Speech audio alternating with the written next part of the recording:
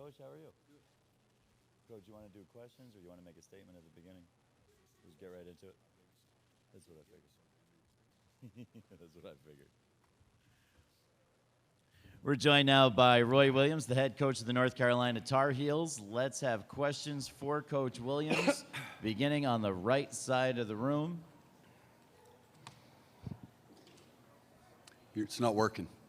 It's that yellow microphone, and we'll ask that you state your name and media outlet before you ask your question. Hi, Coach. Ralph Russo with the Associated Press. If I can get something a little off topic of the game, transfers get talked about a lot at this time of the year.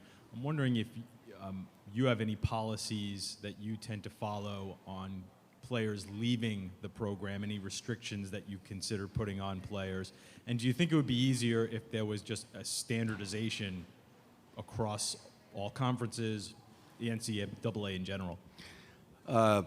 Fairly complicated question. I'm going to try to make sure I can get all of them.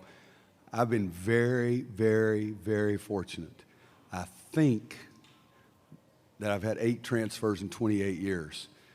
All 8 of those transfers, we gave them their complete release, period, the end. We have such a massive number of kids that transfer nowadays because of everybody wanting instant gratification, and coaches in some way have been blamed for that, and we have absolutely nothing to do with it. It's the want of in need of instant gratification, the culture that we have. If things don't work out, just leave and go somewhere else. I really don't believe coaches are responsible for 1/10 of them, but it is a tremendous issue. Some people could say it's a tremendous problem, and I would probably lean a little bit in that direction. But if a young man does not want to be in my program, and I'm going to try to help him. We've even had guys that have transferred from us before that come back and see games, come back to reunions and things like that. But I've been very, very fortunate. I want to emphasize that. I think I've only had 8 transfers in 28 years as a coach. Yeah, 28 years. The different item now is the transfer for a 5th-year guy, a guy who has already graduated. And that one really is a hard situation. I've got some friends who, and I don't think they'll mind me using it like this, that be below, say, the top 50 programs, and they coach a guy for 3 years, and he has a medical red shirt 1 year, and then all of a sudden you're getting ready to have him for his best year, and then he leaves. And that's hard on that guy. And yet, everybody's doing it. I've had one. And so it's hard. We try to make decisions. Can that player really help us? Is he going to fit in with our other players? And now can we get him in school? And so we try to answer all 3 of those questions. And the tough thing is we have to answer them so quickly. But the transfer issue is one of the biggest negatives that we have going on in college basketball. Is that close to answering all of it? Thank you. Next question is just to the right of the aisle over here, Coach. Hey, Roy. Sam Blum from the Daily Orange. I'm curious, in your scouting and in the first 2 games you played against Syracuse, what you've seen from DaJuan Coleman and how he's kind of done well against your team in the offensive glass. He has. He's been a good rebounder for him, a good inside scorer, blocked some shots. DaJuan is really gifted. I went up to see him play when he was a high school youngster, and Jimmy came to the practice session too, and I said, well, I'm probably wasting my time, but I really thought he was a big-time player, and you're right, he's played well against us, and we've got to understand that and see if we can hope that he doesn't play as well tomorrow. We have another question to the right of the aisle toward the back. Yeah, hi, Roy Archbander, San Francisco Examiner, other sites. You're old like me. You've been around, huh? Yeah. Okay. I know the story's been told North Carolina a lot, but the Justin Campbell story and you giving him the scholarship and what he's gone through seems to be a great human interest story. Could you talk about that a little bit? Justin Coleman. Justin Coleman, I'm okay. sorry. Yeah, you had me worried for a minute. I thought I didn't know all my players, but then I realized who you were talking about. J. Cole had a tremendous accident when he was in high school, was told that he'd never play basketball again, was going to be a challenge to walk and do all those normal things. Then he was involved in a terrible car accident involving a motorcycle, and someone was killed. He's been challenged about as much as I can ever imagine any individual being challenged. Came back and not only played, but played on our JV team for a couple of years. Just a wonderful, wonderful kid and a wonderful smile. The only player I've ever coached that if you ask him a question, he talks 10 times more than I do. And, he's a unique individual, but it really is. You think as a youngster, you're told that you're never going to play basketball again, and it may be difficult for you to ever even walk again. And you come back from that and think about being involved in a car accident where someone is killed. And, I mean, it really is truly one of those warm, fuzzy, good-feeling stories about it. Did you have a follow-up? Let's get the microphone back over. Yeah. Sorry.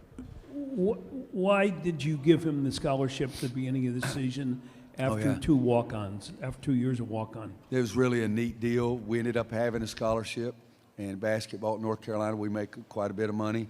I love our athletic department, but I love kids more. And J. Cole was with us last year, did a great job. And so I pulled him out of the meeting that I was having with the team. And I said, son, I've got a scholarship, and we're not going to keep it in our pocket. You've done such a great job for us. I want you to enjoy it. This will be nice for you, but a heck of a lot nicer for your mom and dad. We're going to put you on full scholarship.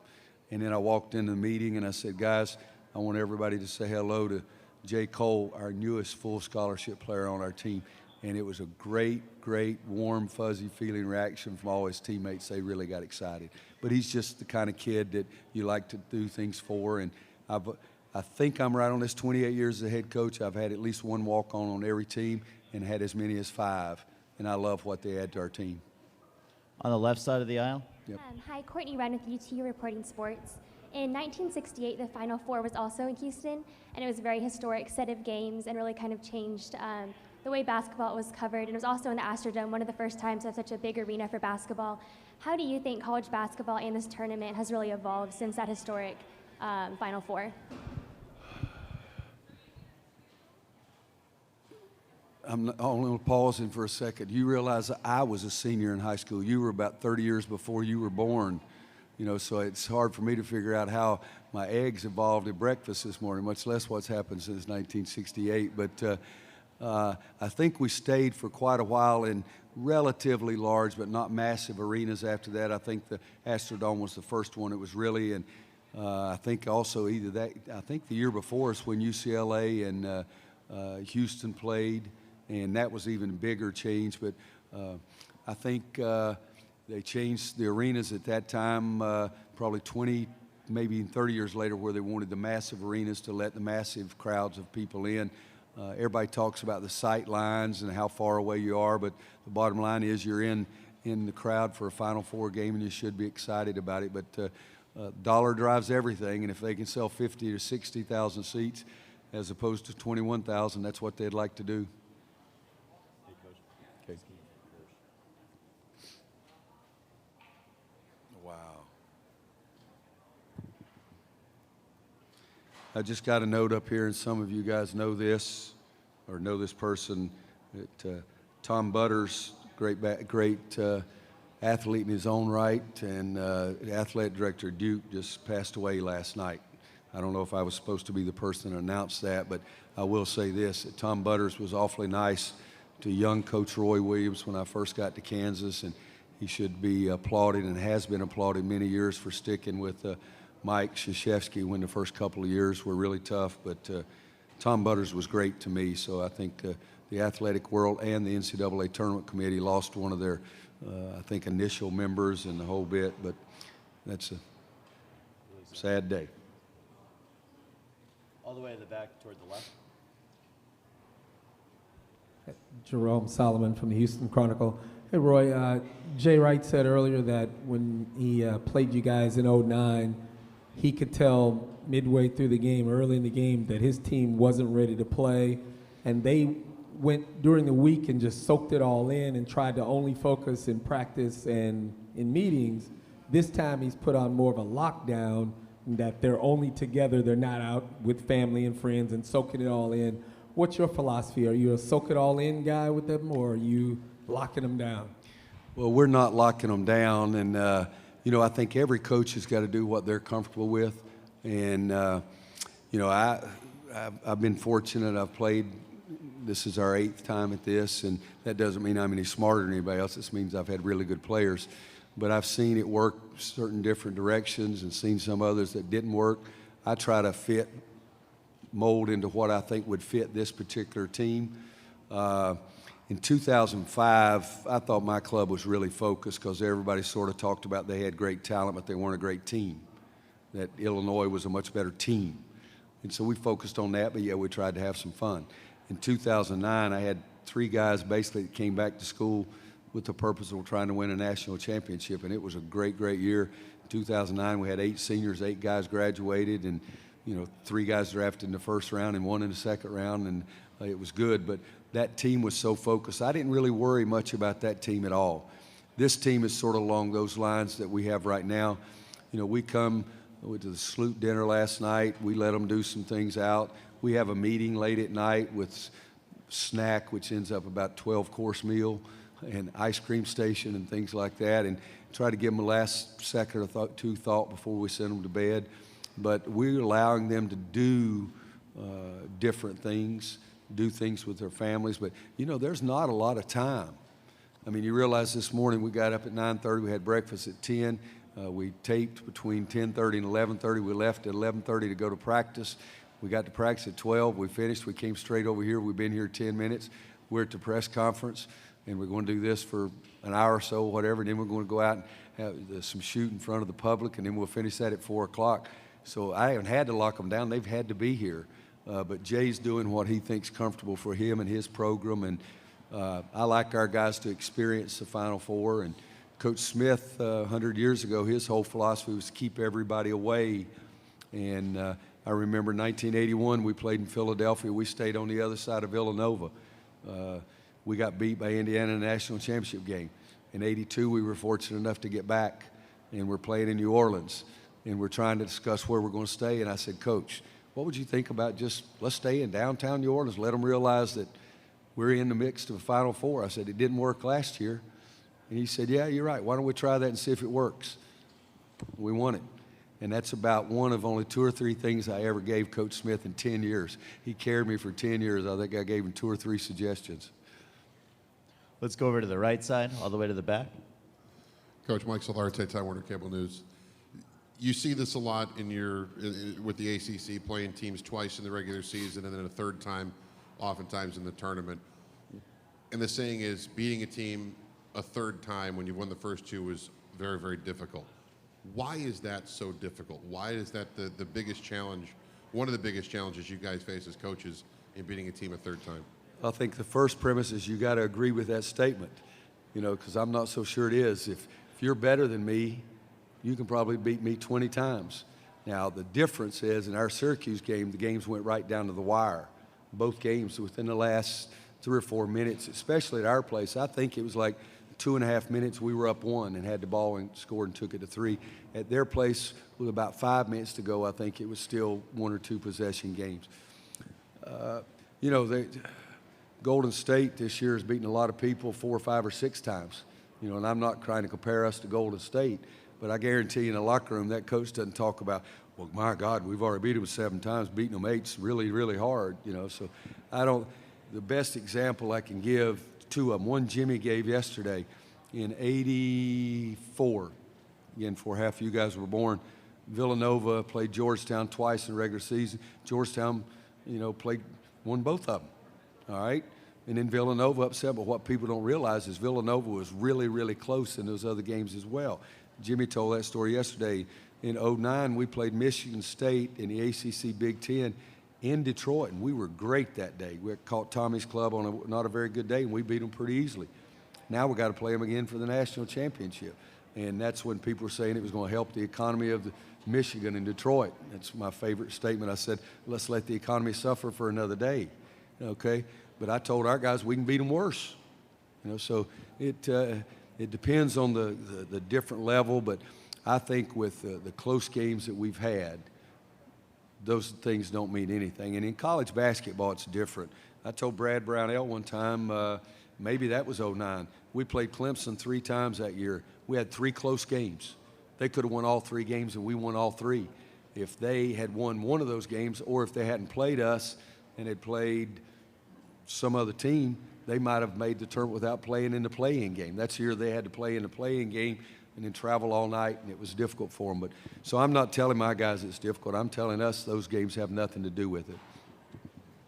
Mike, sorry about a long answer. All good, Coach. We're going to go to the center, to Shannon. Hey, Coach. Shannon Spake, ESPN. I spoke with Brad Doherty this week, and I do have a question for you, but if you could just confirm that you coached him in Pee Wee basketball. Is that correct? Started in the 4th grade. 4th grade.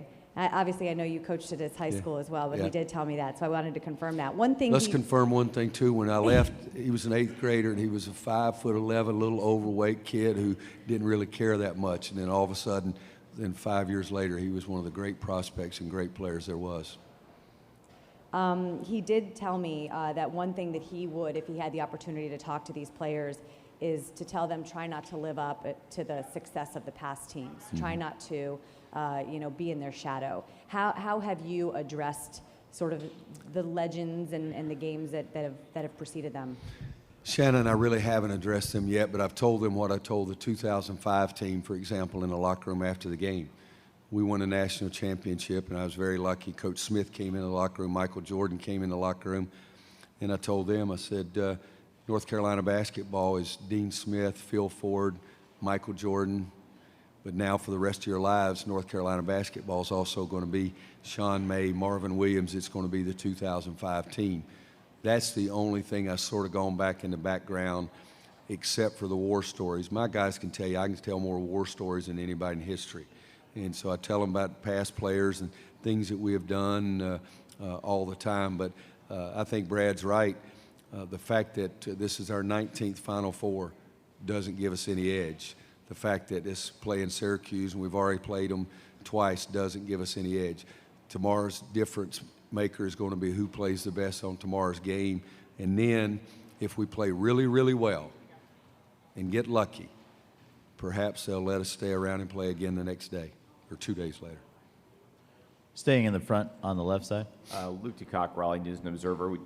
The last couple of questions have kind of ended up referencing the 05 and 09 teams, and obviously this team is constructed differently, has different kinds of players, and you could debate the talent level or whatever, but it does seem like, from the outside at least, it's similar to those teams in that they were all teams that were kind of at the end of a journey that they'd gone on. The 05 team going through some tough times, 09 getting close and not, and then this team has been on that progression that we've talked about.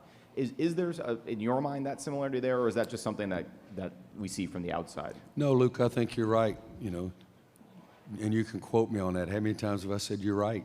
That's pretty good. But Russ, Luke, you think back to 05, and we had Jackie and Jawad and Melvin that had gone 8-20. 09, we were crushed at the Final Four in 08. I remember Bobby Frazier walking in the locker room at the Final Four and said, let's remember how we felt last year. And then I think this team has got a single-minded purpose to do everything they can possibly do. Now we've got to get the other teams we're playing to cooperate and help us a little bit, kind of thing. But I think they've got a pretty much of a single-minded purpose, and perhaps that attitude that 05 and 09 had is similar to some of the thoughts that these kids have had. We have a few more minutes before we'll be joined by student athletes from North Carolina. If you have any questions for Coach Williams, please raise your hand. And if you don't have any, that's okay. And if you don't have any, that's okay. All right, guys, thank you all very much. Should I wait up here to these guys? We gotta wait for the guys to come, if that's all right. He said I have to wait, but it's okay to get over here so everybody's not looking up here looking how silly me and you look. I said a lot more polite than All right, Shannon. We'll go back to Shannon. Since we've got you and we've got a little time, any good Brad Doherty stories from 4th grade that I could text him about and give him a hard time about? I'll tell you this. When I went to Owen High School, they had, this is a war story, but Brad will like it. Guy hired me right out of college as a head coach because my old elementary school principal told him to hire me. And he said, Roy, we've gone 5 straight years of winning 6 or fewer games. And I said, Mr. Lytle, I promise you I'll change that. And I did. We stretched that sucker to 7 because my first year we went 2-19. But the first kids that I put out there as 9th graders, it was the first organized basketball game they'd ever played. We had to go through that when you're shooting a free throw, the other team has the inside position. When there's a jump ball, you face your basket. We had to go through stuff like that. And everybody else that we played had programs that started in the 4th grade and some of them even a little lower. So that was my challenge, was to try to start something for the elementary kids. So we did it every Saturday morning for 9 straight weeks during the winter, as we brought the 4th, 5th, 6th, 7th, and 8th graders to the high school, and we did clinics using my players. And I got the recreation department to give us some money, and I paid my players $2 an hour. And they would come in and help coach the little kids. And Brad Daugherty's group, 5 of those guys came to our first clinic as 4th graders and then kept coming back. And gosh, I'll have to add it up to tell you the year, but probably 82, 5 of those kids that started coming to my Saturday morning clinics were the starting lineup for the Owen High School Warhorses in the state championship game. They lost, but all 5 of those kids that started with us on the Saturday mornings programs were the starters in the state championship game. But Brad was the big sucker. He was Brad Daugherty never gets a lot of credit as the best player ever play at North Carolina, and he was one of the great ones. But I would say he was probably the most efficient player I've ever seen. He led the entire nation in field goal percentage his last year when he was our leading scorer, and the focus of everybody else's defense. Every coach before they left the locker room would say, we got to do a great job on Daugherty. And for example, we played UCLA that year, and I think Brad was 13 for 13. So the big fella, in addition to being one of the funniest guys I've ever known in my life, it was really a big-time player. And when he left Cleveland, before some guy named LeBron came along, I think Brad was the leading scorer and the leading rebounder in Cleveland Cavaliers history. I know you guys wanted a history lesson on Brad. Thank you. Are we all right, Mark? We have a minute or two before Bryce and Marcus get here. Any further questions for Coach Williams? Mark gets paid by the hour. By the question, Coach. All right, ask some questions. My man needs some help up here. We have one up to the left, Luke. Yeah. All right, well, I'm not sure there's anything left to ask about Marcus Paige at this point. Yeah. But so tell us something that we still don't know about Marcus Paige. As long as we're here. Wow. Been one of the most decorated, most discussed, most adorned with awards. I mean, he's covered everything from his freshman year to being one of the most criticized to one of the most effective players ever in North Carolina history to accomplish the most. But Luke, you got it right. Do you know he doesn't like to ride in full elevators? Gotcha. He doesn't like to ride in full elevators. He has 8 teammates get on an elevator. He will wait for the next one to go up. My boy's a little claustrophobic about elevators. See, I can always help you, Luke. I can always help you. Is there one more question that'll get us to the appearance of the North Carolina student athletes? Intrepid journalists out there? All right, I got a question. Who's leading the Houston Open after the first round? Good gracious sakes alive. Charlie Hoffman. I do have a couple of those guys coming to the game tomorrow, so that'll be fun. Nobody knows it. Was it Charlie? You know, Charlie started putting a lot better since he cut his hair. I'm sure he'll be thrilled to hear that I said that. Charlie wouldn't know me if I stepped in front of him. I'll just wait here. Mark and I'll talk if you don't have anything. We all right?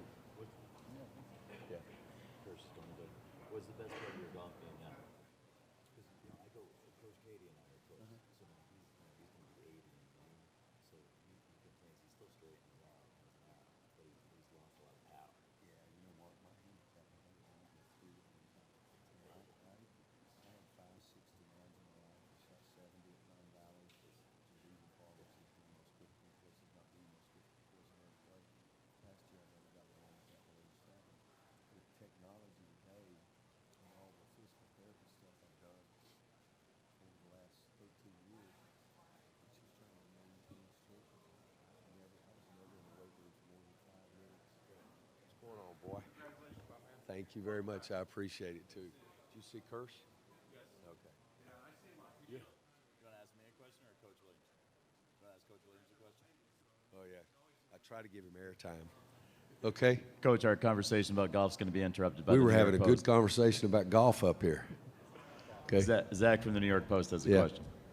Zach Brazilian, New York Post. Roy, Bryce was just talking about he never thought he would get to this level, coming from a small town, and I guess his the summer before his senior year, he played at Peach Jam, and a lot of people started noticing him. What did you notice about him at first, and what are your thoughts about him saying he never thought he would play at this level?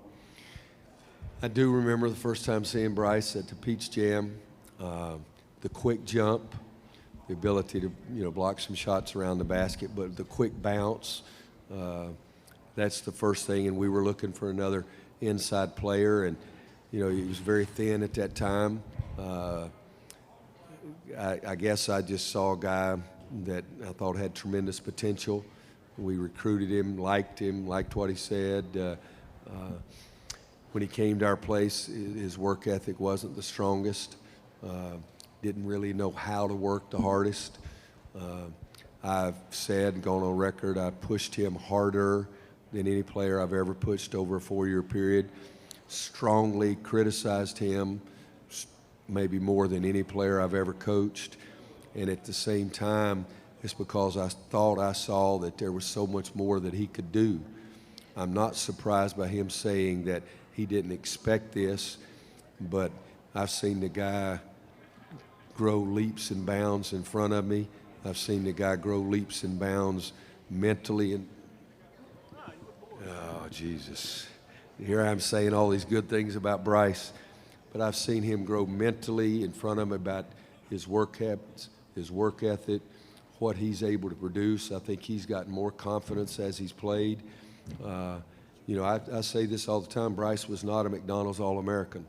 He was a guy that just looked like a prospect, and I still want him to work harder, and the day I die, I'll probably send a message to Bryce, you can do more, but it's the kind of thing with me that I've been extremely proud of where he is now compared to where he was, and I'll be even more proud if he gets to that point that I think he can get to, but other than that, he's really a weird dude.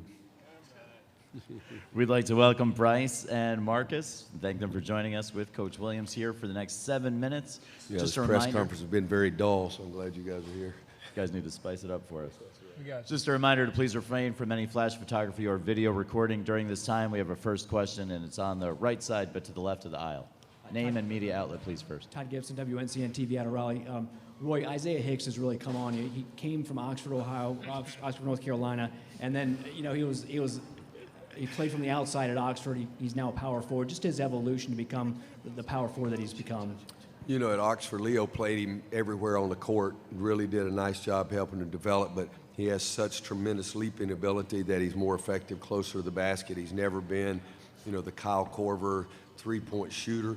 His shot is getting better and better each and every year, but he's also spent quite a bit of time in the weight room. He doesn't look like the same individual that he was when he came, so he is a power player, and with that leaping ability, he's really done some good things. We're going to continue with questions on the right side to the left of the aisle. Powell Latimer from the Greensboro News and Record. This is for Marcus. You mentioned, I think after the ACC tournament title game, you guys kind of tore down all the signs that were in the arena and took them with you to the locker room. Did you keep any of those, and which one's your favorite? Yeah, we kept some of them. We didn't keep all of them. We took a little bit more than we needed, I think. But a couple guys got them signed by the whole team and then put them up where they lived, which was pretty cool. And I'm going to do that with the one I have. I haven't done that yet. But I think Toby Igbuna started at one of our walk-ons. He got everybody to sign it, and then because it says ACC tournament on it. And that was pretty cool, and I hope we can get a couple souvenirs from here. Continuing with questions, we have one all the way up front on the right side. Come on, Justin. This way. There you go. Ken Davis with today'sU.com. Roy, a couple questions about Marcus. One, of the evolution of him as a leader, because it didn't really happen right away. And also when he's a confident guy, but when his confidence got down a little bit this year, what kind of things did you say to him to get out of that? I think Marcus has been a leader ever since I've known him. His junior year, his high school team won a state championship, and it was with 5 seniors. Yeah. He was with 5 seniors, but I thought he was the leader of that team. It comes naturally to him. He's a point guard. It's a part of the position. When he came to us, I handed him the ball because Kendall had left to go to the NBA with 13th pick with Phoenix, and I said, you're going to run this thing, and I think you're going to be great, and we'll live with the minuses. Just keep trying your best every day, and you'll get better. I thought he was really, as a freshman, he tried to defer somewhat to some of the seniors, but the ball's in his hands during play, so he is the leader. And I think he did a marvelous job then. And basically, since the first day he stepped on the court, he's been a leader, and as good a leader as I've ever had, one by far. This year, when he lost his confidence kind of thing, I'm not so sure he ever lost his confidence. I think he got pretty mad, and I'd say, are you all right? And he'd say, yeah. And I'd say, you want me to leave you alone? And he'd say, yeah. So that was really intelligent coaching on my part. I didn't help him out at anything at all. He just took care of it. We have a question on the right side of the aisle. Jeff Michelle from the ACC Digital Network. Marcus, we just heard about your experiences as a freshman. What do you recall about your comfort level being a leader on that team when there were older guys and you were stepping into the role as point guard? Yeah, I remember being a little bit hesitant to really try to be a leader, especially vocally, because I was the only freshman in the lineup at that time, and we had some older guys that had been around a while. So I was like a little bit intimidated to try to voice and be the voice of the team. But as they kind of accepted me as their point guard, it got a lot easier. And then by the end of the year, I was really confident, and we started playing pretty good basketball. And, I felt like I could say things and not get any backlash or anything. And then from my sophomore year on, I felt like I had at least earned enough respect in the locker room to be able to say some things to some guys, get on some people like Coach, and hopefully try to light a little fire under them. But everybody's been receptive of it, and that's the biggest thing. So I just try to be an extension of Coach out there, and my teammates let me do it. So happy for them. On the left side of the aisle. Ross Martin, 24/7 Sports. For Marcus and Bryce, do you enjoy all this media stuff? You had like 2 days in Philly, you're in a breakout room, media yesterday, you're at the podium now. What are your thoughts on all this media? We'll have Bryce answer that first, then Marcus. Well, I mean, honestly, no, I don't. I'm going to be honest with you. I mean, coming up from a small town, I mean, there's not a lot of media. There's probably one newspaper. There's not like multiple, and I mean, it's different. I mean, it was a learning experience when I first got here, and it was like, hey, you're going to get hit with a lot of media here, and then with all the other junk that was going on, it doubled. So it was kind of crazy. But I mean, I don't really like it, but I know it's part of the job, and I mean, I do it. So Marcus. Yeah, I mean, I don't mind it. I talk a lot, so this gives me a chance to talk a lot. So that's one thing. That's one thing. But yeah, I mean, there's a lot of it, and it gets kind of daunting and exhausting after a while. But it's just part of it. Coach told us earlier, there's a lot of people that would easily trade, spots with us right now and deal with all this to be in the Final Four. So you gotta be thankful for it. Well, unfortunately for some of us, but fortunately for some others, we're out of time. We'd like to thank Bryce and Marcus and Coach Williams for joining us here in the main interview room. Want to wish you guys the best of luck for tomorrow, and we'll see you after the game. Thank you, Mark.